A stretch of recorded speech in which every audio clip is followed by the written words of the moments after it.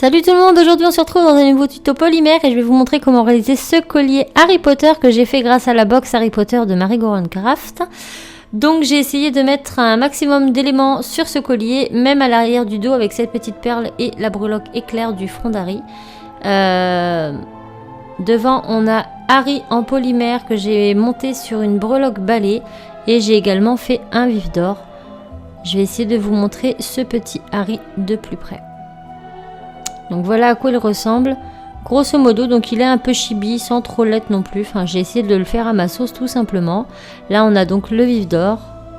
Et à l'arrière, la petite éclair. Et donc, je l'ai fait, comme je vous l'ai dit, avec la box de Marie qui sera en partie plus information. Et on commence tout de suite avec le matériel. Donc c'est parti, je prends les éléments dont j'ai besoin pour réaliser tout d'abord Harry. Donc pour le faire, j'ai pris une breloque balai. Voilà, je me suis dit que ce serait plutôt pas mal de faire notre petit personnage directement sur la breloque. Et donc on va faire Harry là-dessus.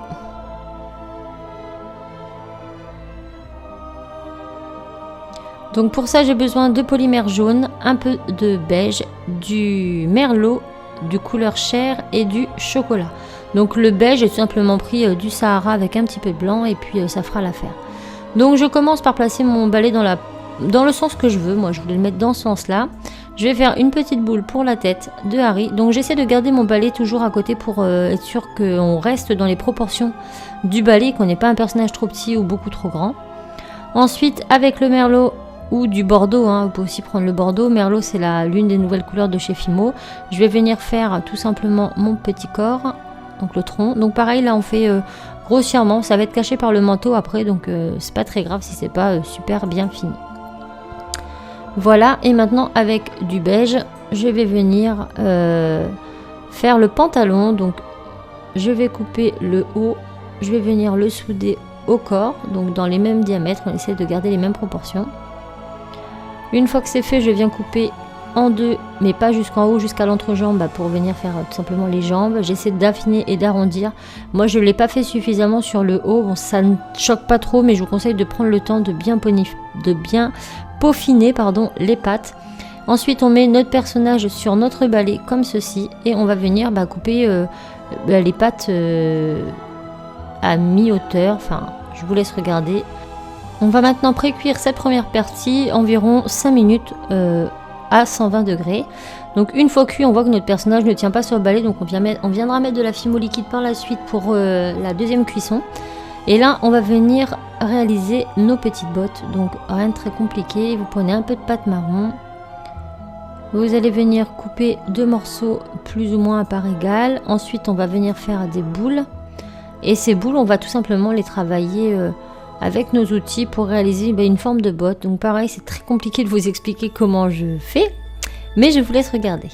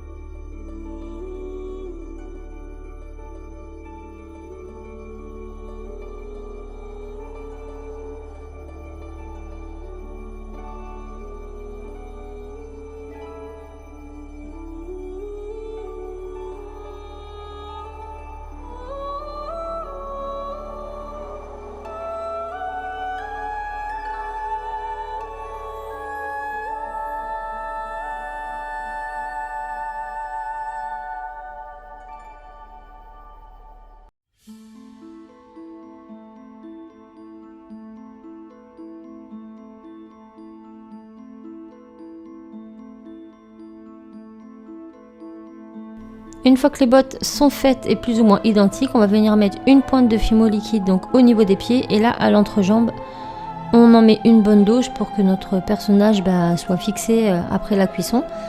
Ensuite on vient déposer nos bottes, et pour cacher cette vilaine jointure qui n'est pas très jolie, on va venir étaler assez finement une plaque. Ensuite on va venir découper une longue bande assez fine, donc moi là elle était beaucoup trop grande, donc j'ai regardé, j'ai vu que ça lui arrivait aux cuisses, donc on voulait pas faire des cuissardes, hein. Donc du coup j'ai tout simplement raccourci la languette, donc hop. Et ensuite je vais venir faire tout le tour entre le pantalon et la chaussure pour cacher justement cette partie pas très finie. Et donc du coup ça va faire le revers de la botte, et je trouvais que ça donnait un petit détail supplémentaire, et puis ça permet de peaufiner un petit peu les détails. Donc je la place comme je peux, c'est pas forcément facile parce que c'est très fin et c'est très petit surtout. Donc on la place comme ça et on vient travailler avec nos outils pour pouvoir bien former les plis à chaque fois pour que ça suive bien et qu'on ait l'impression que c'est deux bottes séparées et non pas une seule botte.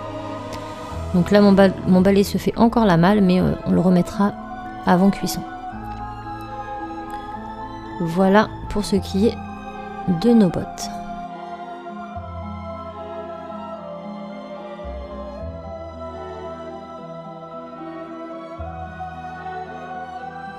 On va maintenant faire le manteau, donc pour cela je prends une boule de jaune, je vais l'étaler assez finement.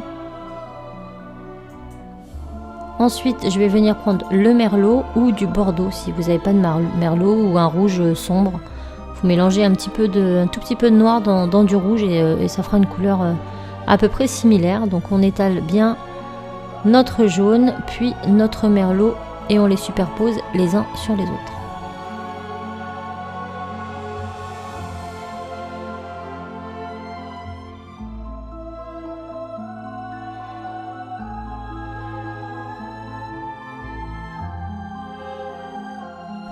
Une fois qu'elles sont superposées, on repasse un coup de rouleau pour réaffiner et pour bien les fixer ensemble. Et ensuite, on va venir découper cette forme-là. Donc, ce n'est pas un triangle, mais ce n'est pas un carré non plus. J'espère que vous me comprenez. Une fois que ça c'est fait, donc on fait en sorte d'avoir des angles bien droits partout. On va venir poser cette cape à l'arrière et on va regarder. Donc là, c'est beaucoup trop gros et beaucoup trop épais. Donc, c'est pas grave. Je réétale, je réaplatis. Et je recoupe plus petit jusqu'à ce que j'obtienne la taille de mon personnage. Donc là c'est déjà beaucoup plus fin. On met le jaune à l'intérieur bien sûr. Et on vient mettre voilà cette petite cape à l'arrière. Donc on soude bien au niveau du cou. Donc c'est pas la partie la plus simple parce que là mon balai n'était pas encore collé. Et j'aurais peut-être dû le coller avant. On met de la fimo liquide bien sûr sur le corps pour que notre manteau tienne bien, et on le place comme ceci. Donc une fois qu'il tient bien au niveau du cou, qu'il est bien soudé, on va venir lui donner des petites formes à l'arrière pour avoir cette impression de manteau qui s'envole, puisque là il est censé attraper son vif d'or, donc il est en plein vent, et hop on ajuste comme il faut, et voilà. Donc maintenant on va venir faire la petite capuche. Donc vous reprenez toujours le reste de pâte. Encore une fois je vais affiner. Là je fais tout à une main parce que j'ai mon autre main qui tient mon balai. Et je vais venir tout simplement découper dans la pâte un demi-cercle. Grosso modo comme ceci. Et ensuite je vais rabattre les parties comme ça pour former la pointe de mon chapeau. Et une fois que c'est fait, je vais venir le poser. Et là vous voyez rien. À l'arrière tout simplement. Donc j'essaie de joindre à chaque fois les extrémités pour que ça fasse assez joli, et je n'hésite pas à étirer sur la capuche pour qu'elle fasse tout le tour de mon personnage et qu'elle arrive au bout de notre cape. Donc je peux utiliser des outils, mes doigts, enfin faites un peu comme vous voulez. Et si j'ai un conseil à vous donner, parce que ce personnage je l'ai vraiment fait sous la caméra, hein, je l'avais pas fait avant, faites les bras avant de faire la capuche, vous allez comprendre après. Donc voilà, ça c'est fait, on repasse au four. Donc 10 minutes sont passées, mon personnage tient bien sur mon balai cette fois-ci. Et maintenant on va faire les bras. Et je vous conseille de les faire plus tôt parce qu'ils seraient passés sous la capuche et je trouve que l'effet aurait été plus joli. Donc avant de faire les bras, je vais venir pareil cacher ici la séparation de mon corps entre mes pieds et mon manteau parce que je trouvais ça pas du tout beau. Je viens faire tout simplement un boudin de pâte que je viens fixer à la fimo liquide, donc je le mets bien au milieu. Et ensuite avec un outil pointe ou un cure-dent, je vais venir faire des petits stries comme le revers d'un pull en laine. Et ça habille toujours un peu plus. Voilà, donc une fois cuit, la couleur sera identique, ça ne se verra pas. Maintenant je vais faire mes petites manches, donc je reprends toujours mes restants de pâte comme ça, je fais des rectangles et je roule. Voilà, je m'embête pas, je voulais faire des manches beaucoup plus évasées, j'avais essayé, mais le personnage est vraiment très petit et c'est très compliqué à faire. Donc j'ai été dans la simplicité et finalement ça ne choque pas. Donc on fait ça. Ensuite on va venir regarder la longueur, donc là c'est beaucoup trop grand. Donc je recoupe. Et je fais le deuxième de la même taille. Une fois qu'ils sont faits, je vais venir aplatir une extrémité pour pouvoir bien souder au corps de mon personnage. Donc c'est cette partie qu'on va poser sur le manteau. Donc je mets de la fimo liquide sur le manteau des deux côtés et je viens tout simplement poser mes bras. Et je fais attention à ce que le trait jaune soit bien en dessous de mon bras et pas visible sur le devant. Donc je pose mon bras et avec mes bull tools, mes dotting tools, je vais venir lisser. Donc dans un premier temps comme ça assez grossièrement, le temps de fixer mes deux bras. Et après avec un outil en silicone, je vais venir affiner tout ça.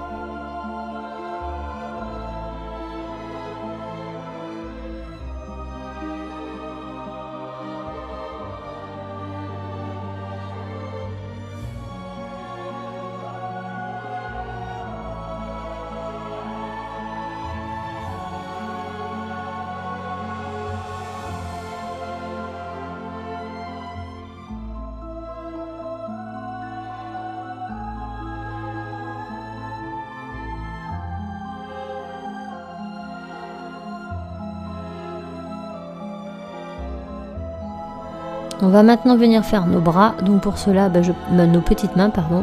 Je prends tout simplement deux petites boules de couleur chair. Donc j'essaie de les faire de la même taille. Ici j'en ai fait deux de tailles différentes pour voir laquelle serait la plus jolie et finalement c'était la plus grosse. Et une fois que c'est fait, toujours la même étape, un peu de fimo liquide, on met les deux boules. Et avec un outil pointu, je vais faire quelques stries sur la main pour avoir l'impression de doigts, enfin d'une main fermée, d'une main qui tient.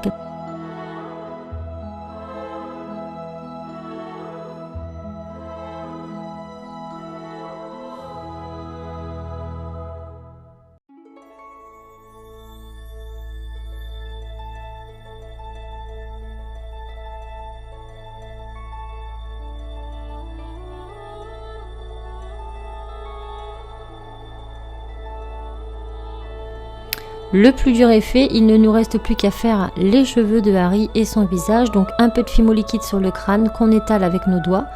Ensuite on va venir prendre du marron. On va venir découper plein de petites gouttes. Alors vous affinez la pointe et vous coupez.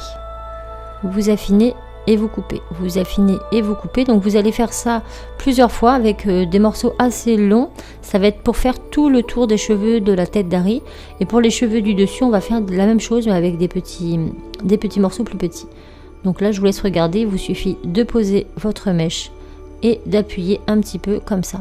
Donc si c'est pas bien fait, c'est pas grave. On va retexturer les cheveux par la suite. J'étais pas sûre de le faire, donc j'ai préféré y aller étape par étape.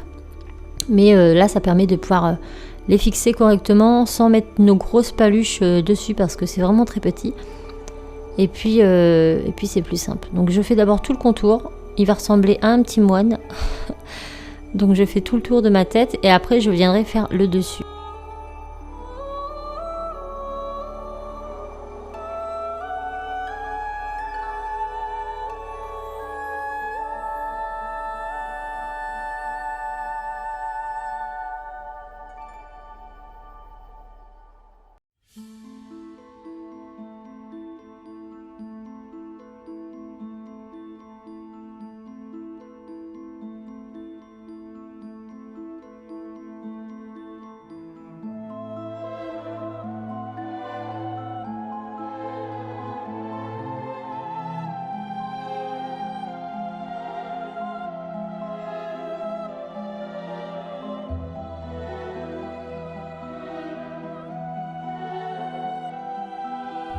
Une fois que nos mèches sont posées, donc on vient tout simplement regratter comme ça. Enfin, regratter, non, vous faites des petits traits partout pour fondre tous les cheveux ensemble. Voilà, donc on fait ça tout autour. Et sur la mèche du devant, étant donné qu'il y a du vent, je l'ai relevé un petit peu. Ça va nous permettre de voir plus facilement la cicatrice. Et puis ça te donne l'impression de cheveux dans le vent. Et je trouvais ça assez sympa. Et voilà, c'est fait. Donc maintenant, vous passez votre personnage au four pour le reste de la cuisson. Maintenant que c'est cuit, on va venir s'attaquer aux lunettes et aux yeux. Donc j'ai pris les plus petits anneaux qui se trouvaient dans le kit de Marie pour les lunettes. Pour les yeux, la cicatrice, je prends tout simplement de la peinture acrylique noire. Vous pouvez prendre des Posca. Donc pour les yeux, j'ai pris un dotting tool et j'ai fait 2 petits points pour les yeux. Comme ceci. Ensuite, avec une aiguille ou un outil assez pointu quand même, on va faire la petite cicatrice ici. Donc toujours, je trempe dans la peinture acrylique et je dessine avec l'aiguille. Et on va laisser sécher avant de passer aux lunettes. Donc maintenant que c'est sec, je mets une pointe de glu ici. Je viens l'étaler avec le dos comme ça parce que ça en met beaucoup trop. Et je viens prendre mes lunettes que je place. Donc je vous laisse regarder, c'est pas facile du tout. Donc allez très rapide parce que la colle sèche vite. Je vais y arriver. Donc faut être assez rapide sur cette étape. Et voilà, vous essayez de les placer du mieux que vous pouvez sans trop toucher la colle avec votre pince parce que du coup ça va coller vos anneaux dessus et ça va être très compliqué de les enlever. Et une fois qu'on a bien les lunettes de poser, on va appuyer sur le centre pour les relever un petit peu sur les côtés. Et après ça tient très bien. Et voilà. Donc là j'ai vu qu'il manquait la petite bouche, je trouvais que c'était dommage. Donc du coup je lui ai fait une petite bouche en haut comme s'il était étonné. Donc il a eu peur de quelque chose, voilà. Il a cette expression assez sympathique. Et c'est fini pour le personnage. Donc ensuite on pense à le vernir et on va monter tout ça. On passe maintenant au vif d'or. Donc je prends la plus grosse perle filigranée et les plus grosses ailes, donc celles qui ont 2 trous. Et rien de très compliqué pour le faire. Vous avez juste à prendre votre perle. Vous prenez un clou à œil qui est fourni avec la box. Vous insérez le clou à œil à travers la perle. Ensuite, on va couper ici l'excédent et on va recourber pour faire une boucle. Voilà. Et une fois que c'est fait, vous avez tout simplement besoin d'insérer les ailes à l'intérieur. Donc insérez-les dans le bon sens, enfin les deux dans le même sens, pour être sûr d'avoir les 2 mêmes ailes. Et voilà ce que ça nous donne. Maintenant, on va venir prendre des anneaux. Donc je prends un anneau assez grand que je vais mettre ici sous le balai. Ensuite je vais prendre de la chaîne. Donc là j'ai pris la chaîne où il y avait 50 cm. Et je fixe ça dedans. Ensuite, une fois que c'est fait, je vais venir couper ma chaîne à la longueur de mon choix. Et je vais rassembler la chaîne à mon aile droite de mon vif d'or.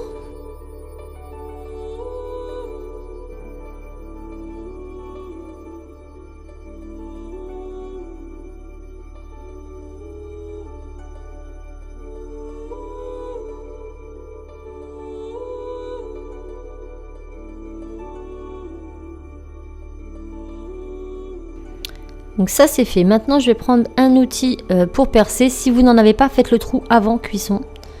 Moi j'y avais pas pensé mais je savais que j'avais cet outil donc ça m'a pas trop dérangé. Donc on fait un petit trou, j'y passe un anneau. Donc je le fais au niveau de la cape à l'intérieur. J'y passe mon anneau. Hop, je reprends le reste de chaîne. Et je l'insère dedans. Et l'autre extrémité de la chaîne, je vais venir la rejoindre à l'aile gauche de mon vif d'or.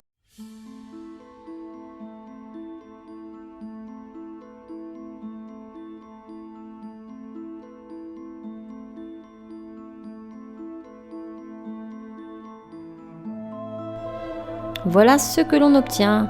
Donc maintenant on va venir mettre le fermoir. Donc là je vais couper en haut à hauteur désirée bien sûr. Vous coupez votre chaîne en 2. Sur la partie gauche, on vient mettre un anneau et le fermoir. Voilà. Sur la partie droite, on va venir mettre un anneau à 1 cm, 1 cm et demi du bord comme ça. Donc c'est dans cet anneau qu'on viendra mettre le mousqueton. Et au bout de la chaîne, on va venir mettre une perle et je vais y arriver, l'éclair du front de Harry. Je perds mes mots. Donc là, vous voyez, vous accrochez comme ceci. Et donc, ça fait une petite chaîne qui pendouille sur laquelle on va venir mettre la perle rouge mouchetée ainsi que notre éclair. Donc, j'utilise toujours un clou à œil. J'insère l'éclair, je referme et ensuite, je viens fixer la boule à ma chaînette.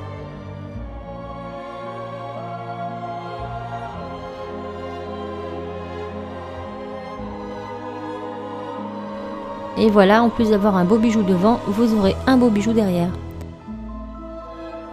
Et voilà, comme vous pouvez le voir, cette box m'a pas mal inspirée puisque j'avais envie de réaliser une petite scène sur un collier. Et là, on a en l'occurrence Harry sur le balai en train d'essayer d'attraper le vif d'or. Et voilà, j'espère vraiment que ce tutoriel vous aura plu. Si vous souhaitez d'autres tutos avec cette box, n'hésitez pas à me le dire en commentaire. Je vous fais tout plein de bisous et je vous dis à très vite dans un autre tuto. Bye!